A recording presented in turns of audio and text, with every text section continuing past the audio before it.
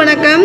தருமபுரி லோக்சபா தொகுதியில் திமுக சார்பில் மணி, அதிமுக வேட்பாளராக அசோகன், பாஜக கூட்டணியில் பாமக வேட்பாளர் சௌமியா அன்புமணி, நாம் தமிழர் கட்சி சார்பில் அபிநயா ஆகியோர் போட்டியிடுகின்றனர். கடந்த 2019 லோக்சபா தேர்தலில் திமுக சார்பில் போட்டியிட்ட செந்தில்குமார் பாமகவின் அன்புமணி ராமதாஸை தோற்கடித்திருந்தார். இந்த நிலையில் பாஜக கூட்டணியில் சௌமியா அன்புமணி போட்டியிடுவதால் தருமபுரி தேர்தல் களம் அனைவரும் எதிர்பார்க்கும் தொகுதியாகவே மாறியுள்ளது.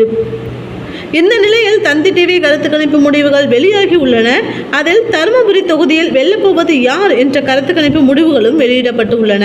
தருமபுரி லோக்சபா தொகுதியில் திமுக 33-39% வாக்குகளை பெறும் என்றும், பாமக 29-35% வாக்குகளை பெறும் என்றும், அதிமுக 23-29 வாக்குகளை பெறும் என்றும், நாம் தமிழர் கட்சி 5-8% வாக்குகளை பெறும் என்றும் தந்தி டிவி கருத்து கணிப்பில் தெரிவிக்கப்பட்டு உள்ளது.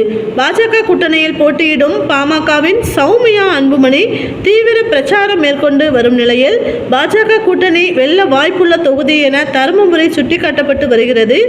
ஆனால் தந்தி டிவி கருத்து கணிப்போ தருமபுரியில் மீண்டும் திமுகவுக்கு வெற்றி வாய்ப்பு என்கிறது.